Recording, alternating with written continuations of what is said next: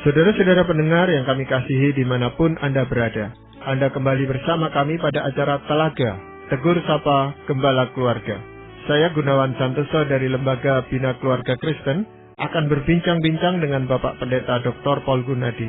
Beliau adalah seorang pakar dalam bidang konseling serta dosen di Seminari Alkitab Asia Tenggara, Malang. Perbincangan kami kali ini tentang mengendalikan emosi anak hiperaktif. Kami percaya acara ini pasti bermanfaat bagi kita sekalian, dan dari studio kami mengucapkan selamat mengikuti. Pak Paul, anak hiperaktif itu seperti apa, Pak Paul? Ada beberapa cirinya ya, Pak Gunawan. Sudah tentu kata hiperaktif itu menunjukkan kepada kegiatan fisik yang sangat berlebihan ya. Jadi anak itu memang tidak bisa diam, senantiasa berjalan, lari. Kalau naik tangga pun tidak bisa naik perlahan-lahan, dia akan dok lari. Yang kedua adalah cirinya sangat susah untuk berkonsentrasi.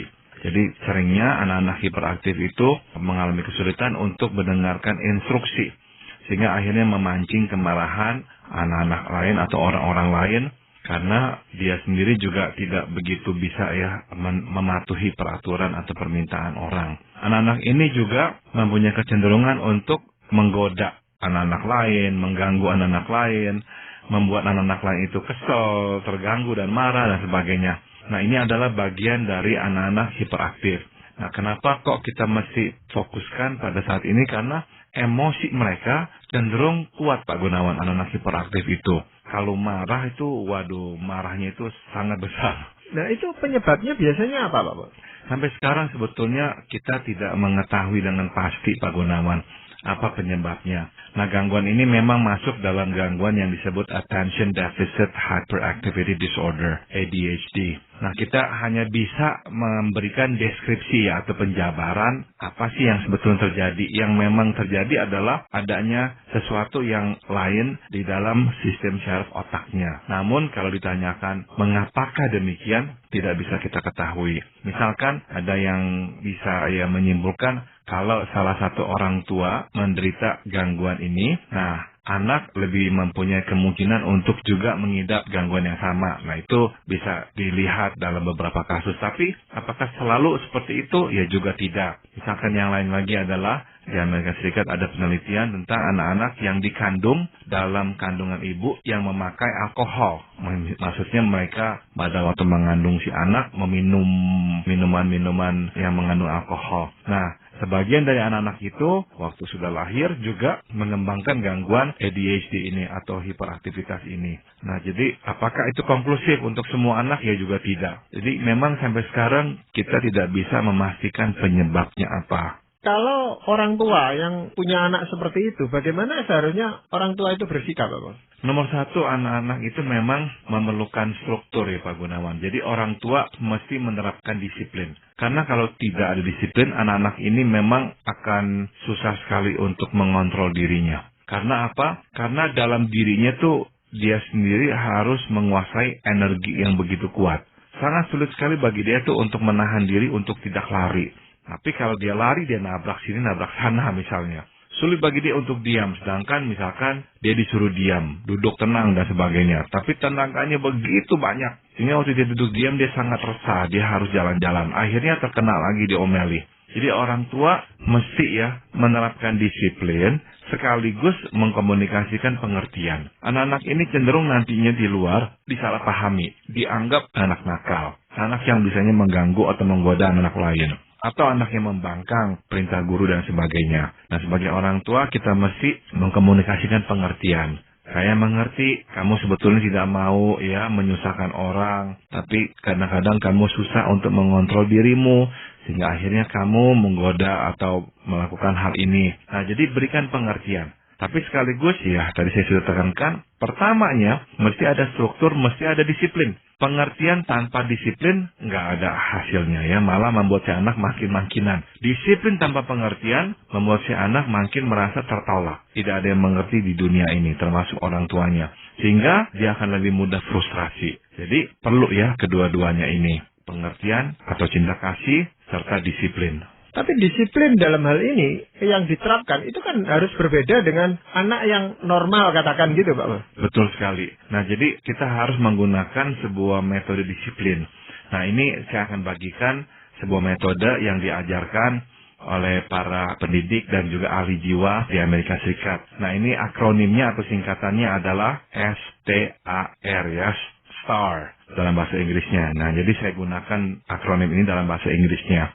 Kata yang pertama, S, dari kata star atau bintang itu, S ini adalah stop. Maksudnya apa? Kita mesti mengajarkan anak-anak ini untuk berhenti dan tidak melakukan apa-apa tatkala tengah marah. Sekali lagi saya tekankan, anak-anak dengan gangguan ADHD, apalagi dengan hiperaktivitas, cenderung mudah marah. Emosinya sangat kuat sekali. Nah, jadi kita mesti melatihnya untuk stop. Waktu dia marah, dia harus belajar diam. Karena kalau dia ngomong, dia keluarkan kata-kata, emosinya makin menanjak. Kalau dia misalkan menonjok, dia tidak bisa menonjok sekali dan dia akan mau terlibat dalam perkelahian. Jadi berhenti. Nah, langkahnya untuk berhenti apa saja? Misalkan yang pertama, kita melatihnya untuk mengendalikan pernapasannya. Kita meminta dia untuk menarik napas yang panjang, melepaskannya perlahan-lahan. Jadi kita yang mesti menjadi coach bagi dia. Kita katakan, kamu sedang marah sekarang. Mama atau papa ingin mengajarkan kamu, ya. Kalau kamu tengah marah seperti ini, kamu harus stop. Nah, ini caranya stop. Mula-mula kamu harus ambil napas yang panjang. Lepaskan perlahan-lahan. Nah, kedua kita ajarkan dia, waktu dia lagi mengeluarkan napas itu tuh, kita minta dia untuk merilekskan pundak. Sebab biasanya waktu dia marah atau waktu kita marah, pundak kita memang mulai menegang dan mulai terangkat. Nah, kita minta dia coba turunkan pundakmu, rilekskan. Kita bisa membantunya, ya, dengan memijit pundaknya supaya lebih kendor. Nah, kemudian yang ketiga kita mengajarkannya untuk mendengar pernapasannya. Kita minta dia terus bernapas. Nah, waktu bernapas coba kamu dengarkan pernapasan kamu. Kamu jangan pikirkan tentang peristiwanya tadi, tapi coba dengarkan pernapasannya aja. Terakhir, kita katakan, bila memungkinkan, kamu tinggalkan situasi yang membuat kamu marah. Jangan kamu di sana terus, sebab anak-anak ini kalau berada di situasi yang membuat dia marah dan terus-terus melihat, dia tambah marah. Jadi kita ajarkan sebisanya kamu keluar, sehingga kamu tidak melampiaskan kemarahan kamu. Ya, artinya sumber masalah itu yang menimbulkan dia marah, itu harus dijauhkan dari dia gitu, Pak. Tepat sekali. Karena kalau tidak, dia akan terus bereaksi. Nah, sekali lagi kita mesti menyadari bahwa anak-anak dengan hiperaktivitas ini mempunyai energi yang tinggi. Energi ini nih, waktu dikeluarkan dalam bentuk kemarahan, memang sangat kuat. Itu sebabnya anak-anak ini, pada akhirnya di sekolah, mempunyai teman kalau terlalu sering marah. Karena teman-teman tidak suka dengan kemarahannya, apalagi kalau dia marah, terus mau memukul atau mendorong. Nah, itu makin menjauhkan dia dari anak-anak lain. Jadi memang kalau kita mempunyai anak yang menderita gangguan hiperaktivitas, kita mesti menolongnya pertama-tama ini menguasai kemarahannya. Ya, kalau kemarahan itu justru sumbernya orang tua itu. Jadi anak ini marah terhadap orang tuanya gitu, Pak Paul. Nah, padahal yang tadi Pak Paul katakan mendampingi anak ini kan orang tua. Itu bagaimana, Pak Paul?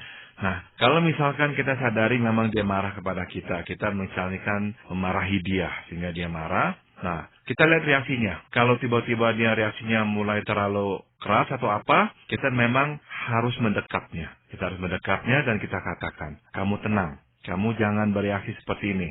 Nah, kitanya jadinya waktu marah kepada dia pun harus menunjukkan pengendalian diri. Kita tidak bisa mendekapnya dan berkata, kamu sekarang tenang, ambil napas yang panjang. Kita tidak bisa berkata begitu kalau kitanya sendiri juga meledak-ledak. Nah, maka kita memberi contoh. Waktu kita marah kepadanya, kita pun tidak meledak-ledak. Kita hanya memberikan dia konsekuensinya.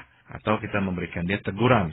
Nah, waktu dia tidak senang atau dia mulai marah atau apa, ya, kita langsung pegang dia. Kita katakan, kamu sedang marah sekarang, kamu harus stop. Oke, coba stop ya, kamu napas.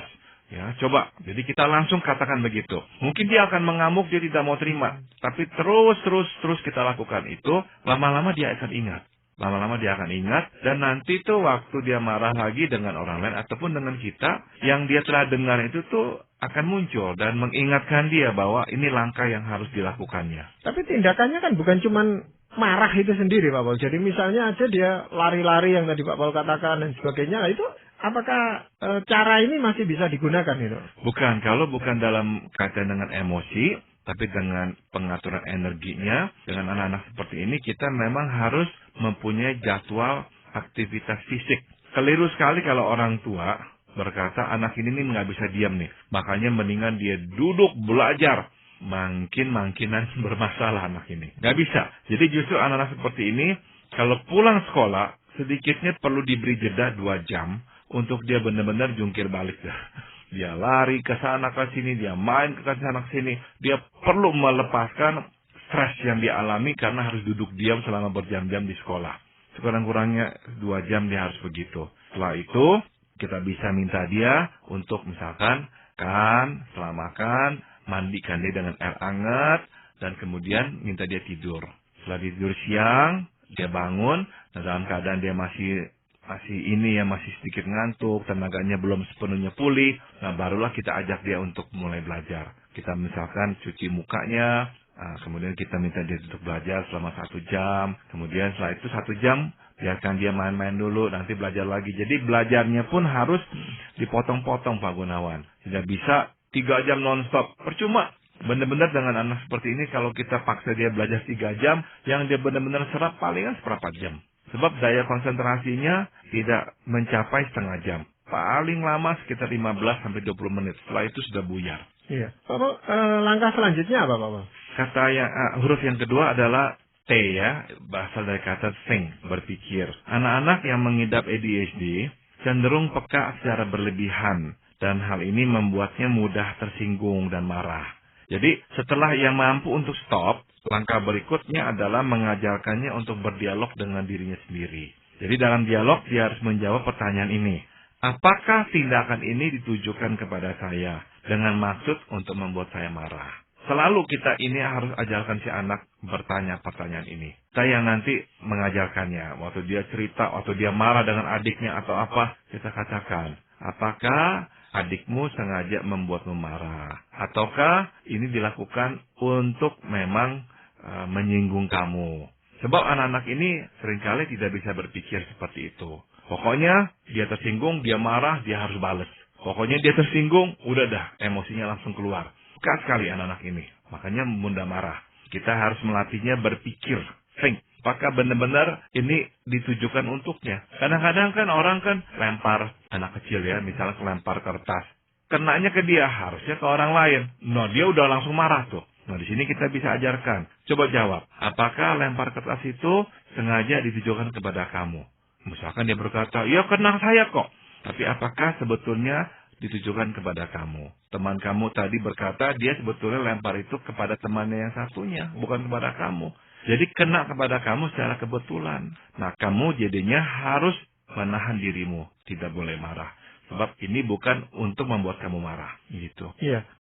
Ekspresi kemarahan itu Pak boleh. Apa selalu ditampilkan oleh anak-anak yang hiperaktif seperti ini Pak? Betul Pak Gunawan. Jadi anak-anak yang hiperaktif ini seringkali kalau marah langsung terlihat. Dia tidak bisa mendiamkannya, menyimpannya, langsung biasanya keluar. Ini yang menjadi masalah jadinya. Dan ini yang kita harus ajarkan kepada si anak untuk dia kelola dan kuasai. Ya, itu yang juga membuat dia untuk sulit berpikir seperti itu tadi ya, Pak. Betul sekali Pak Gunawan. Ya. Betul sekali. Bagaimana ada anak juga yang suka menggigit temannya gitu, Pak? Apakah ini tergolong anak-anak yang hiperaktif seperti ini? Belum tentu. Jadi kalau memang dia hanya menggigit, tapi di luar itu perilakunya ya diam, tidak terlalu lari sana sini, hiperaktif, berarti ya bukan. Tapi kenapa dia menggigit? Memang banyak kemungkinan. Misalnya, orang tuanya pun pernah menggigitnya, misalnya. Atau kakaknya, atau adiknya pernah menggigitnya. Jadi, waktu dia digigit, dia membalas dengan perilaku yang sama. Dia gigit kembali. Atau, mungkin sekali dia main-main, terus kemudian menggigit. Terus reaksi dari adik atau kakaknya waktu digigit adalah, atau temannya, menangis, kesakitan. Nah, tiba-tiba si anak itu menemukan sebuah senjata yang baru. Kita harus mengerti anak-anak terutama pada masa-masa kecil ya. Dia belum menyadari kapasitas tubuhnya tuh, kapasitas dirinya.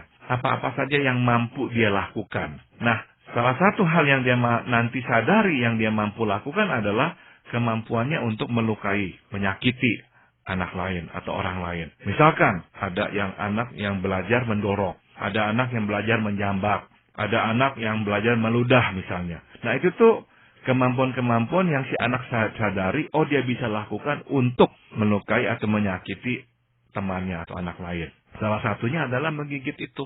Jadi ini menjadi sebuah senjata. Kita kalau tahu, kita sebagai orang tua, kalau tahu anak kita melakukan seperti itu, memang kita harus disiplin. Tidak harus disiplinnya berlebihan, berteriak, marah, dan sebagainya. Tidak harus. Tapi kita berikan dia ancaman. Sekali lagi kamu lakukan itu, nah hukumannya adalah, misalnya, selama 1 minggu, kamu tidak akan menonton televisi sama sekali. Jadi kita berikan ancaman seperti itu. Kamu mengulang lagi, kedua kalinya, 2 minggu kamu tidak nonton. Nah, atau kalau misalkan anak itu tidak begitu suka nonton televisi, tapi suka main game, gamenya itulah yang akan kita ambil. Nah, jadi kita mulai berikan konsekuensi seperti itu. Sehingga, mau nggak mau, dia akan harus menghentikan perilakunya. Ya, ini masih ada 2 huruf yang lain, Pak Paul. Selanjutnya apa nih, Pak Paul? Nah, 2 huruf yang lainnya adalah and respond, ya, dan response. Maksudnya begini, tadi kita mengajak si anak bertanya, apakah perbuatan ini ditujukan kepada saya dengan maksud membuat saya marah? Bagaimana kalau jawabannya memang iya? Si anak itu memang sengaja misalkan melempar kertas kepada dia, kepada kepalanya misalnya, mengarahkannya kepada dia. Nah, apa yang harus dia lakukan? Di sini nih kita harus berkata kepada si anak, jika memang perbuatan ini ditujukan kepadamu, coba sekarang kita timbang respons apakah yang seharusnya dia berikan. Kita perlu mengajarkannya nomor 1 ya, tentang kehendak Tuhan, yaitu untuk tidak membalas kejahatan dengan kejahatan. Jadi kita tekankan itu, jangan membalas kejahatan dengan kejahatan. Berikutnya kita bisa mengajarkannya untuk memikirkan alternatif yang lain. Misalnya, berbicara langsung dengan pihak yang bersangkutan. Nah, anak-anak tuh kadang-kadang tuh tidak menyadari bahwa berbicara langsung dengan menatap mata si anak yang satunya dengan langsung, itu sebetulnya metode yang efektif untuk meminta anak lain untuk berhenti mengganggunya. Kadang-kadang anak-anak itu tuh waktu diganggu tuh reaksinya berteriak lah, atau ngomel-ngomel sedikit lah, itu nggak menghentikan. Nah, kadang-kadang anak-anak yang lain berpikir untuk menghentikan dia harus pukul, baru berhenti, orang nggak mengganggunya lagi. Tapi sebetulnya ada langkah yang di tengah. Tidak usah memukul, tapi hanya datang tegas dan berkata kepada anak yang mengganggunya, saya tidak mau kamu lempar lagi, jangan lagi ya. Nah, tindakan seperti itu pun sebetulnya sangat efektif menghentikan tindakan teman-temannya yang sedang mengganggunya. Jadi kita mesti mengajar anak memikirkan respons yang tepat. Kenapa? Sebab anak-anak ADHD, waktu memberikan respon, biasanya itu 1 responsnya, yaitu langsung bertindak secara fisik, mendorong, memukul, dan sebagainya. Nah, ini yang kita mesti ajarkan kepada si anak untuk tidak melakukannya dan mengembangkan respons-respons lain yang lebih tepat. Ya memang kan anak-anak ini kesulitan mengontrol emosinya, Pak Paul ya. Jadi menghadapi seperti itu ya, dia tentu mengeluarkan emosi yang spontan ya. Responnya itu kan itu, Pak Paul. Betul. Ini yang makanya kita mesti ajarkan kepada si anak sejak usia dini, Pak Gunawan. Jadi kalau kita baru mengajarkan anak, dia udah usia 10 tahun, sudah hampir tidak bisa. Sangat susah.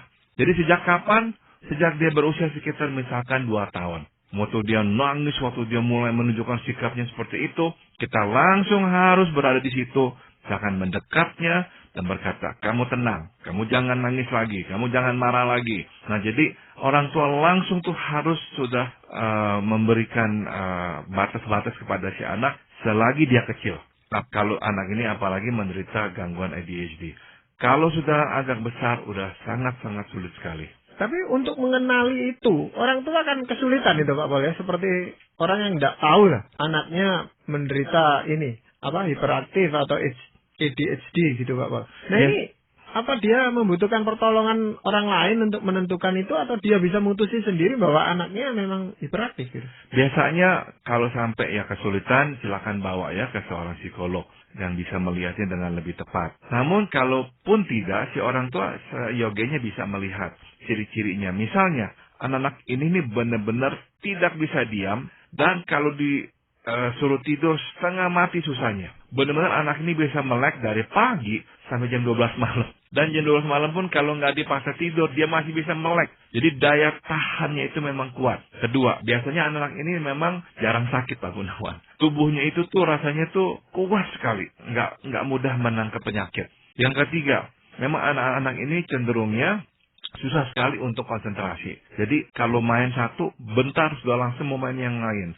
Nggak suka dengan yang baru dibeli, mau beli lagi yang lain. Atau kalau ada mainan, dia copot-copotin semuanya. Atau kalau misalkan lihat hewan, maunya menyakiti hewan-hewan itu. Jadi ada beberapa ciri-ciri yang bisa kita perhatikan. Namun yang terutama adalah kalau memang punya hiperaktivitas, tidak bisa diam. Dia akan lompat sini, lompat sana, lari sini, lari sana. Naik tangga, dia akan lari. Turun tangga, dia akan lari. Atau dia akan merosot, nggak mau lagi jalan tangga. Benar-benar seperti itu. Dan tenaganya itu tuh tidak habis-habis. Tapi itu tingkat keparahannya, kita katakan gitu, itu kan berbeda-beda Pak Pol ya. Nah, kalau sampai parah sekali, apakah anak seperti ini tidak membutuhkan sekolah khusus gitu? Sebetulnya kalau ada sekolah khusus lebih baik lagi. Karena anak-anak ini memang kalau dicampur dengan terlalu banyak anak, ya akan merepotkan si guru. Jadi kalau ada anak-anak dengan gangguan seperti ini, sebetulnya itu satu kelas itu tuh nggak boleh lebih dari misalkan 20 anak. Karena anak-anak ini nih kalau berada di tengah-tengah hiruk pikukan anak lain, wah ilah itu benar-benar lebih merangsang energinya tuh, lebih merangsang reaksi-reaksinya. Jadi kelas harusnya tuh nggak boleh terlalu banyak anak. Nah memang nggak ada sekolah khusus ya, setahu saya untuk anak-anak seperti ini. Karena dimasukkan di sekolah luar biasa pun tidak tepat. Anak-anak ini sebetulnya ya secara mental, secara IQ baik ya, normal. Jadi saya kira masukkanlah ke sekolah di mana per kelasnya muridnya tidak terlalu banyak. Dan yang penting orang tua perlu menjelaskan kepada guru sebelumnya. Sehingga guru mengerti. Sebab kalau guru tidak mengerti, guru itu nanti belum apa-apa tuh sudah akan menghukum si anak. Jadi mendingan diberikan pengertian. Sehingga si guru bisa menempatkan si anak duduk paling depan. Duduk paling depan, jadi waktu menjelaskan, si guru sering-sering tuh melihat si anak, menyentuhnya, mengajaknya untuk kembali melihat si guru. Nah mesti begitu. Ya, atau mungkin ada obat-obat tertentu itu yang membuat dia mengurangi rangsangan-rangsangan untuk dia bertindak hiperaktif itu, Bapak. Memang biasanya kalau kita bawa anak-anak ini ke psikiater dan memang terlalu parah sekali akan diberikan obat. Biasanya diberikan obat seperti Ritalin dan sebagainya. Nah, sebaiknya kalaupun harus meminum obat karena terlalu hiperaktif, itu diberikan untuk 1 kurun saja. Misalkan untuk 2 bulan saja. Setelah itu dihentikan, dikurangi. Nah, biarkan untuk 1 waktu tidak pakai obat sama sekali. Kalau terus berkembang lagi, coba tahan lagi, tapi jangan kasih obat. Nanti setelah misalkan 5 bulan nggak diberikan obat, kalau misalkan terus begitu, berikan lagi. Berikan lagi mungkin selama misalkan 2 bulan. Setelah 2 bulan, kurangi lagi dan hentikan lagi. Terus begitu, harus diberikan jeda. Kenapa? Sebab begini. Sebagian dari anak-anak yang akhirnya menjadi pecandu narkoba, sebetulnya waktu kecil adalah anak-anak ADHD. Tapi terus-menerus diberikan obat-obat untuk menenangkannya. Pada akhirnya anak-anak ini kecanduan. Kenapa? Sebab dia tidak pernah berhenti memakai obat. Dari dia misalkan umur 8 tahun, 9 tahun. Terus sampai 18 tahun. Non-stop dikasih obat terus. Apa yang terjadi? Dia akan kecanduan. Karena obat-obat ini akan memberikan dia ketenangan. Lain kali dia tidak ada lagi obat itu. Tidak pernah bisa tenang sendiri. Sehingga dia membutuhkan selalu obat. Lama-lama obat ini tidak bisa didapatkan, dia akan beli obat-obat yang terlarang. Seperti misalkan dia akan menggunakan heroin atau marijuana dan sebagainya untuk memberikan ketenangan kepadanya. Jadi untuk mencegah ketergantungan memang harus diberikan jeda. Namun itu langkah terakhir Pak Gunawan. Sebaiknya awal-awalnya tidak memberikan obat kepada anak-anak hiperaktif ini. Sebisanya tangani saja melalui pengaturan energinya, biarkan dia banyak bergerak, pulang sekolah ada olahraga atau apa, sehingga energinya tersalurkan. Dan berikan dia pengertian serta disiplin yang tepat.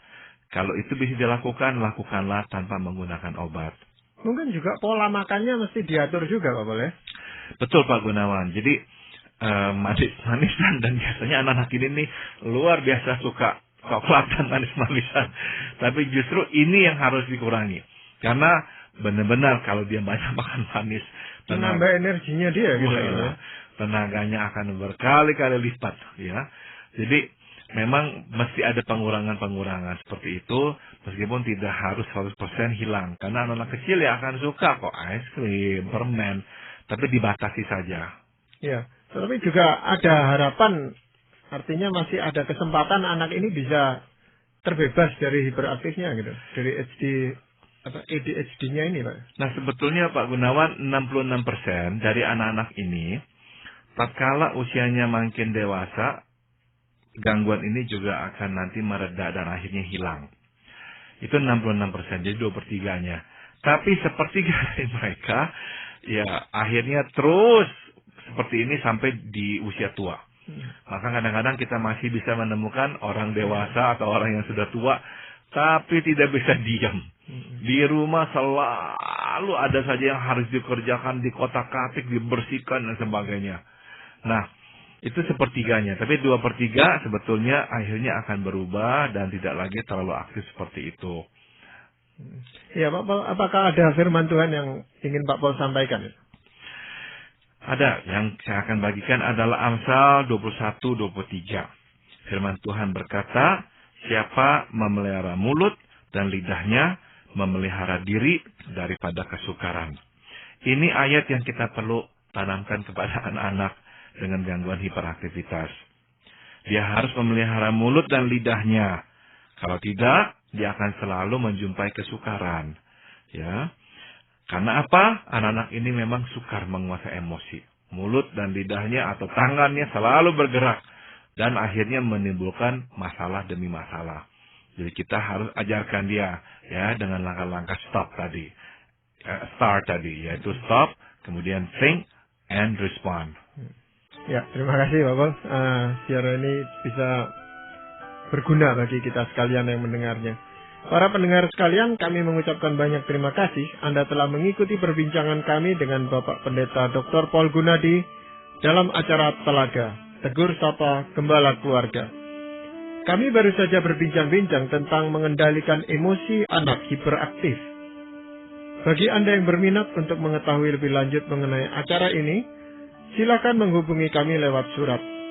Alamatkan surat Anda ke Lembaga Bina Keluarga Kristen atau LBKK, Jalan Cimanuk 58, Malang. Anda juga dapat menggunakan email dengan alamat telaga@indo.net.id. Kami juga mengundang Anda mengunjungi situs kami di www.telaga.org. Saran-saran, pertanyaan, serta tanggapan Anda sangat kami nantikan. Akhirnya dari studio kami mengucapkan terima kasih atas perhatian Anda dan sampai jumpa pada acara Telaga.